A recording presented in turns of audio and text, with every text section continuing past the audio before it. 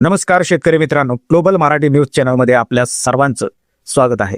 राज्यात सध्या एका बाजूला लाडक्या बहिणींच्या खात्यात दर महिन्याला न चुकता खणखणीत पैसे जमा होत आहे, दुसरीकडे राज्याचा पोशिंदा मात्र 8 महिने आपल्या हक्कांच्या पैशांसाठी सरकारकडे डोळे लावून बसलाय। नमो शेतकरी योजनेच्या 8व्या हप्त्यासाठी राज्य सरकार फक्त आणि फक्त वेळ काढूपणा करत आहेत का, असा संतप्त सवाल आता राज्यातील शेतकरी विचारू लागलाय। आजच्या व्हिडिओमध्ये आपण सरकारच्या याच दुटप्पी भूमिकेचा पर्दाफाश करणार आहोत, त्यामुळे व्हिडिओ अजिबात स्किप करू नका, शेवटपर्यंत नक्की पहा। मित्रांनो, 8 महिने उलटून गेले तरी नमो शेतकरी योजनेचा 8वा हप्ता शेतकऱ्याच्या खात्यात का आला नाही, याचं उत्तर शोधायला गेलं तर सरकारच्या भोंगळ कारभाराची आणि बहाण्यांची एक भली मोठी यादी समोर येते।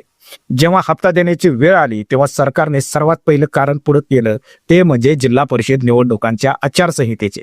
या आचारसंहितेमुळेच निधी वाटप करता येत नाही असं सांगून सरकारने अत्यंत शिताफीने वेळ मारून नेली।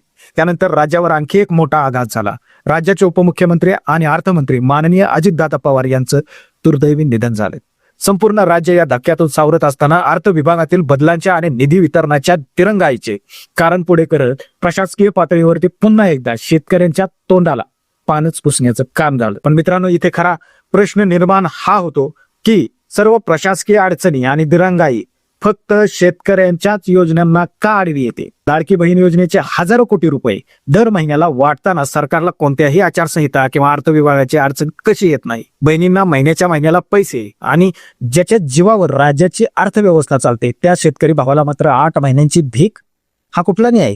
सरकार नुसता फक्त वेळ काढायचा म्हणून काढत आहे आणि शेतकऱ्यांच्या संयमाचा अक्षरशः अंत पाहत आहे। सध्या सुरू असलेल्या अर्थसंकल्पीय अधिवेशनात कृषी मंत्री दत्तात्रय भरणे मामांनी नमो शेतकरी योजनेबद्दल सभागृहात माहिती दिली की त्यांनी सांगितलं की 1808 कोटींच्या निधीला मंजुरी देण्याची प्रक्रिया अंतिम टप्प्यात आहे। पण शेतकरी मित्रांनो, हे अंतिम टप्पे आणि लवकर जमा होतील ही वाक्य आपण गेल्या महिन्यापासून अनेक वेळा ऐकले आहे। आता उरला प्रश्न हा की हप्ता नक्की कधी मित्रांनो, तुम्हाला ही स्वतःची आंब्याची बाग फुलवायची आहे का? पण दर्जेदार आणि खात्रीशीर आंब्याचे रोपे कुठे मिळतील हा प्रश्न पडलाय। तर आता चिंता सोडा, कारण आता दर्जेदार आंब्याची रोपे मिळतील थेट तुमच्या दारात। होय, आता तुम्ही फ्लिपकार्टवरून उत्तम प्रतीची आणि निरोगी आंब्याची रोपे घर बसल्या मागवू शकता।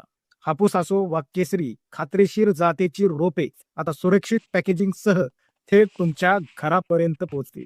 कॅश ऑन डिलिव्हरीची पण सोय उपलब्ध आहे। मग वाट कसली बघताय? आजच आपल्या बागेचा श्री गणेशा करा आणि उत्तम आंब्याची रोपे खरेदी करण्यासाठी खाली डिस्क्रिप्शन मध्ये दिलेल्या लिंक वरती लगेच क्लिक करा आणि तुमची ऑर्डर। तर अधिवेशनात दिलेल्या माहितीनुसार आणि सरकारच्या आश्वासनानुसार फेब्रुवारी महिन्याच्या अखेरीस किंवा मार्चच्या पहिल्या आठवड्यात हा हप्ता जमा होण्याची शक्यता वर्तवली जात आहे। पण जोपर्यंत प्रत्यक्षात मोबाईलवरती बँकेचा मेसेज जमा झाल्याचा येत नाही तोपर्यंत सरकारच्या या आश्वासनावर आणि तारखांवर डोळे झाकून विश्वास आम्ही कसा ठेवायचा? शेतकरी मित्रांनो, सरकारच्या या वेळ काढून धोरणाबद्दल आणि लाडकी बहीण विरुद्ध शेतकरी या दुजाभावाबद्दल तुमचं स्पष्ट मत काय आहे? तुम्हाला काय वाटतं? सरकार मुद्दाम चाल ढकल करत आहे का? हे मला खाली कमेंट करून नक्की सांगा। तुमचा आणि प्रत्येक शेतकऱ्याचा आवाज सरकारपर्यंत पोहोचवण्यासाठी हा व्हिडिओ जास्तीत जास्त शेतकरी भावांपर्यंत शेअर करा आणि अशाच परखड बातम्यांसाठी ग्लोबल मराठी न्यूज चॅनलला सबस्क्राईब करायला विसरू नका। जय हिंद, जय महाराष्ट्र।